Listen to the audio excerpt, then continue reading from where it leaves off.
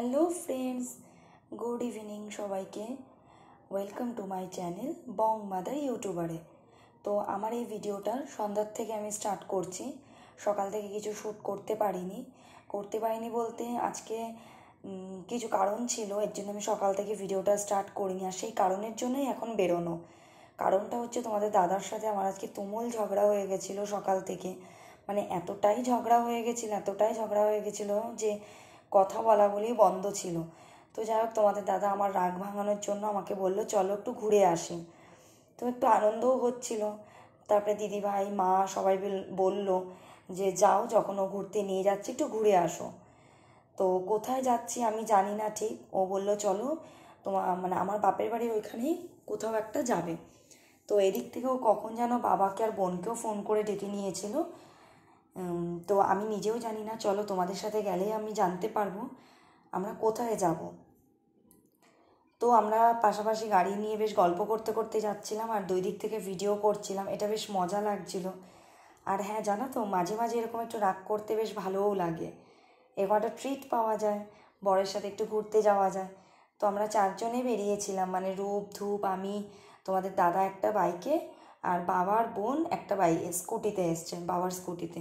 মা আসেনি, কারণ মাকে নিয়ে আসার মতন আর জায়গা ছিল না। মা বাইরে বেরিয়ে কিছু খাওয়া দাওয়া করাটা কমফোর্টেবল না, মা বাড়িতে নিয়ে আসলে সেটা ভালো খায়। তো এটা হচ্ছে অশোকনগর, আমার বাপের বাড়ির এলাকা। এখানে একটা গোলবাজার মতন জায়গা আছে, সেখানে প্রচুর স্ট্রিট ফুড বসে। যারা থাকো অশোকনগর হাবড়ার কাছাকাছি তারা তো সবাই জানো, এখানে প্রচুর স্ট্রিট ফুডের দোকান বসে। তো আমি প্রথমে ভাবছিলাম সেখানেই হয়তো নিয়ে যাবে খাওয়া দাওয়া করতে, বাট না, সেখানেও গেল না। কোথায় নিয়ে যাচ্ছে দেখা যাক। আর এই যে তোমাদের যেটা এখন দেখাচ্ছি, এটা হচ্ছে মিলিয়াম পার্ক, সংহতি পার্ক, যেটা আমার বাপের বাড়ির এখানে। এই পার্কটা আগে বিশাল ভিড় হতো, বাট এখন খুব একটা লোকজন হয় না। তো এই যে আমিও বোনকে ভিডিও করছিলাম, বোনও ওই দিক থেকে ভিডিও করছিল, বেশ মজাই লাগছিল। আর আমরা চারজনে বাইকে গেলে এরমভাবেই যাই, এখনও ধূপ ছোটো তো ওই জন্য ওকে কোলের কাছে এভাবে বসিয়ে নিয়ে যাই। তো চলো আমরা গল্প করতে করতে যাই আর দেখি বড়মশাই কোথায় নিয়ে যাচ্ছেন। তোমরাও বলো যে তোমাদের যখন ঝগড়াঝাটি হয় তোমাদের কে কীভাবে রাগ ভাঙায়, কেউ এরমভাবে ঘুরতে যায়, কে কি করে, সেটা আমাকে প্লিজ একটু কমেন্ট করো, আমার বেশ ভালো লাগে। আর আমারও খুব ভালো লাগে রাগ করলে যখন এভাবে রাগটা ভাঙাতে চায়। তো যাই হোক, আমরা চলে এসেছি। এটা গোলবাজারেরই একটা জায়গা, একটু ভেতর দিকে, স্বাদের ঘর দোকানটার নাম। আর এটার আশেপাশে অনেকগুলো দোকান ছিল, চিপস, চকলেট, ফ্রুটি, বিস্কিট, অনেক কিছু। তা ধূপ তো সঙ্গে সঙ্গে বাবার সাথে জেদ করতে লাগলো, মানে আমার বাবার সাথে, যে ও ফ্রুটি খাবে। তাই বাবা ওকে একটা ফ্রুটি কিনে দিয়েছে, আর ওকে শুধু ফ্রুটি কিনে দিয়েছে, রূপকে কিছু কিনে দেয়নি বলে সেটা নিয়েও রূপের খুব রাগ, যে ওকে দিয়েছো আমাকে কিছু দাওনি। তো এখানে বেসিক্যালি এরকম চাট টাইপের পাওয়া যায়, মানে পাপড়ি চাট, ভেলপুরি, তারপরে ফুচকা, নানা রকমের ভ্যারাইটিস আইটেম রয়েছে। তো আমরা গ্রিন চাট আর রাজ কচুরি আমরা নিয়েছিলাম, বেশ ভালো ছিল। একটা ঝাল ঝাল খেতে ছিল আর একটা একটু টক মিষ্টি ভাব ছিল, দুটোই প্রচণ্ড টেস্টি ছিল। তো আমরা সেখান থেকে খাওয়া দাওয়া সেরে টুকিটাকি ওরাও কিছু কিনলো, দুই ভাইতে মিলে বাবা কিনে দিল, কিনে টিনে দিয়ে মায়ের জন্য আসলাম এবার একটু খাওয়ার কিনতে। তো মা ওইসব কিছু খেতে পারতো না বলতে ওখানে যে কোয়ান্টিটি দেয় মা একা খেয়ে উঠতে পারতো না, ফালতু নিয়ে এসে নষ্ট হতো। আর মা সব থেকে ভালো খায় হচ্ছে মোমো, তাই এখান থেকে একটু চিলি মোমো নেওয়া হলো মোমো মিয়া থেকে। মা এই দোকানের চিলি মোমোটা বেশ পছন্দ করে আর খুব টেস্টিও হয়। তো এটা পুরো গোলবাজারের মধ্যেই, মেন রোডের মধ্যে। আমরা ওখান থেকে মোমো নিয়ে এখন বাড়ির দিকে যাচ্ছি।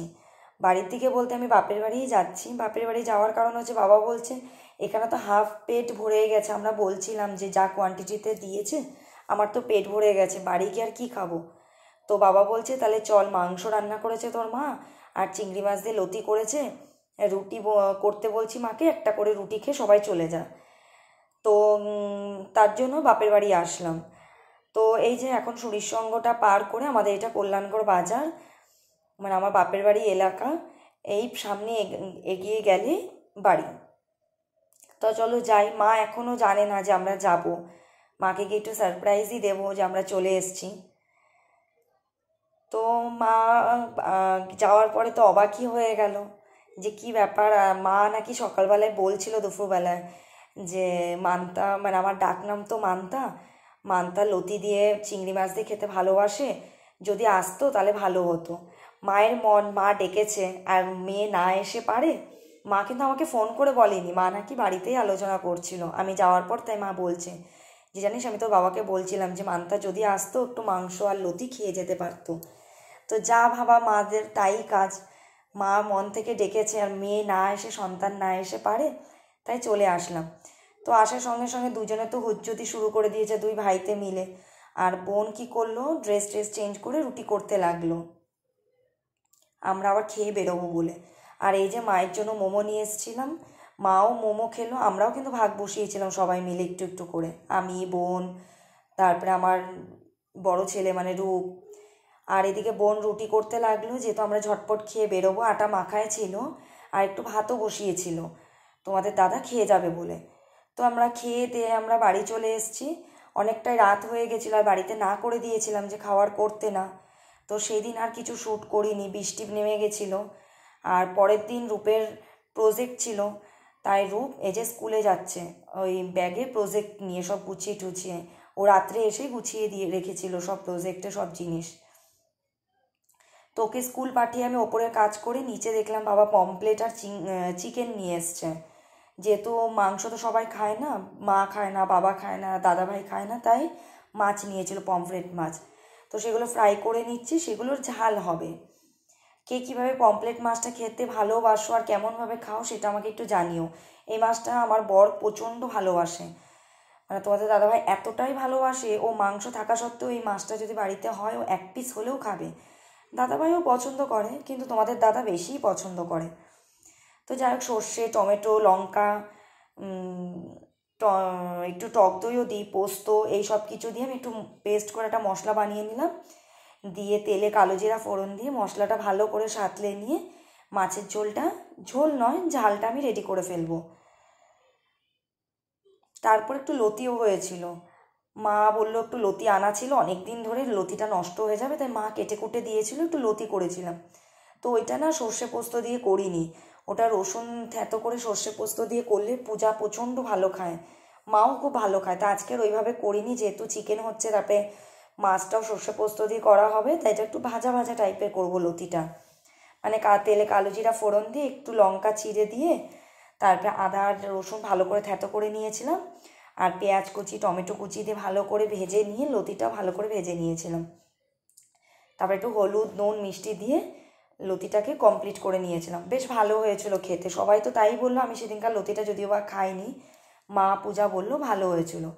আর মাও আগের দিন যে চিংড়ি মাছ দিয়ে লতি করেছিল না, সেটাও বেশ ভালো হয়েছিল খেতে। আর বোন করেছিল মাংস, দুটোই টেস্ট হয়েছিল। তো যাই হোক, লতিটা এখন আমি এই যে ভাজা ভাজা করে করে নেবো, এগুলো সব ভেজে নিয়ে। তোমরা কে কীভাবে খাও লতি আর কে কে পছন্দ করো সেটাও আমাকে একটু কমেন্ট করো। লতিটা হওয়ার পরে মাংসটা বাকি থাকবে, মাংসটা করা হয়ে গেলে আজকের মতন রান্না কমপ্লিট।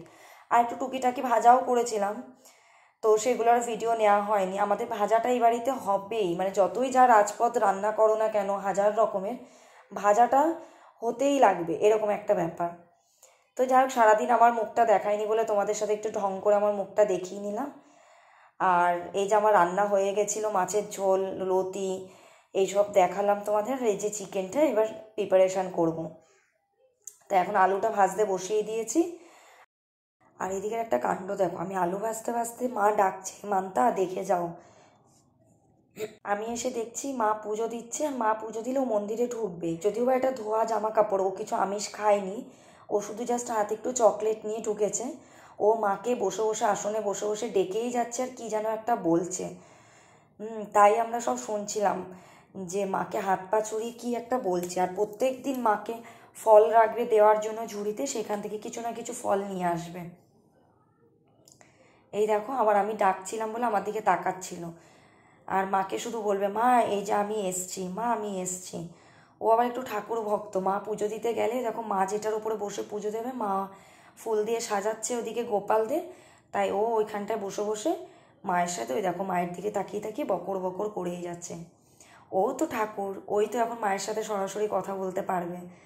নিষ্পাপ মন, কি যেন কি বলছে মাকে, আর মাও ওকে কি বলছে ভগবানই জানে, সেটা ওরা দুজনেই জানে। তো যাই হোক, ওর এইসব কাণ্ড কারখানা দেখে আমি একটু ভিডিও ক্লিপটা নিলাম তোমাদের দেখাবো বলে। এই করতে করতে আমার মাংসটাও বসে গেছে। তো এর মধ্যে রূপও চলে এসছে, তো ওকে এবার ফ্রেশ করব। তো আর ভিডিওটা আমি নিইনি, এই ভিডিওটা আমি এই পর্যন্ত রাখছি। এর বাকি ভিডিওটা আমি পরের দিন আবার তোমাদের দেখাবো। আজ এই পর্যন্তই থাকুক, তো দেখা হচ্ছে কালকে। আর ভিডিওটা যদি ভালো লেগে থাকে প্লিজ লাইক কমেন্ট শেয়ার করে দিও আর সাবস্ক্রাইব করে দিও। চলো টাটা।